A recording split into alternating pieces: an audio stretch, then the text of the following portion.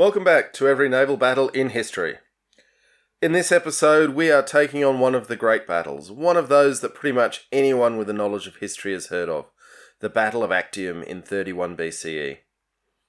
This was the ding-dong drag-out fight between Octavian and Mark Antony to decide the fate of the Mediterranean world. It's a complicated subject because it is a weird confluence of very micro-level familial relations, large-scale factional conflict within the dying Roman Republic, and also sweeping historical and economic forces in the known world of the time. On the micro level, we've got Octavian and Antony, two rivals and allies, both viewing themselves as the successors to Caesar. Antony had been married to Octavian's sister and had cast her aside to take up with the Greco-Egyptian queen Cleopatra.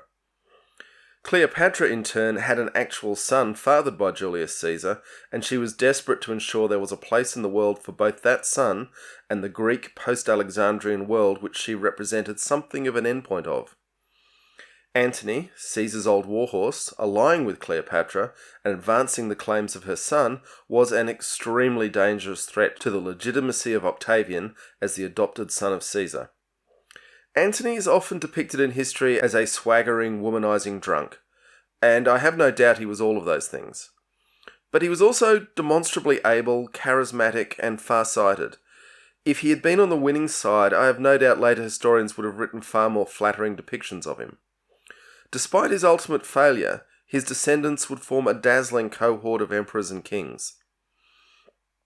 At the same time as these two men, allies, rivals, and relatives, were conducting their domestic household struggle, the Roman Republic was still failing to grapple with the greedy senatorial class, refusing to give up its wealth and privileges to cater to the needs of an empire straddling 3 continents.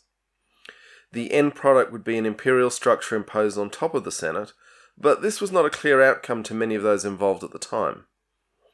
And then you have the Western Empire with its doomed slave economy, competing with the industry and commerce of the Greek-speaking Eastern Mediterranean. In many ways, Actium represents the Latin-speaking West, temporarily flushed with the million enslaved Gauls of Caesar's campaigns and other assorted lootings of the ancient world, gaining a very temporary triumph over the East. The East would eventually win, with Constantine formally moving the capital of the empire to Byzantium in 318 CE.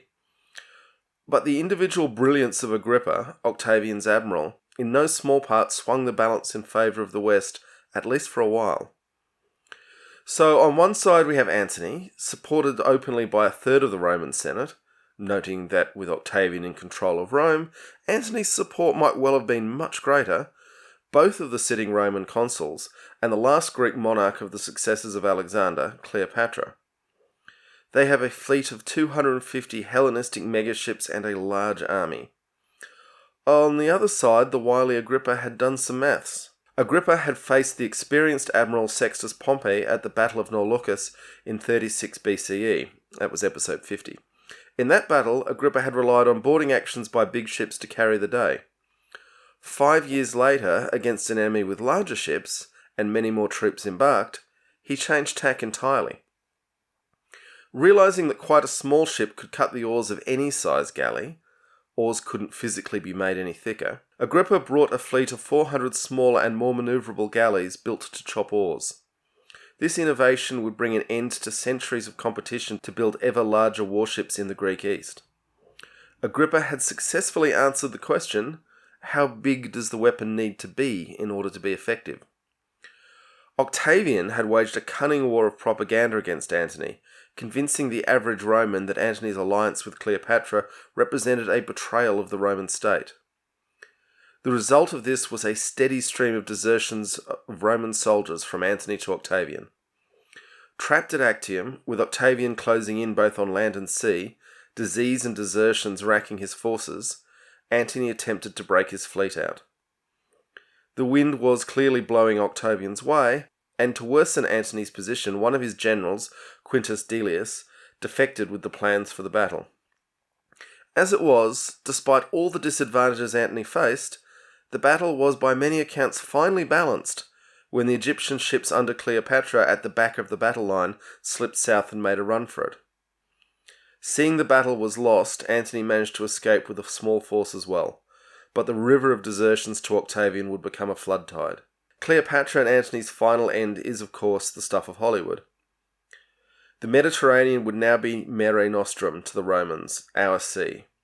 Naval battles would be unheard of for half a millennium, until the Vandals would take to the waves from North Africa, in fact pretty much from Carthage, to end the Roman West.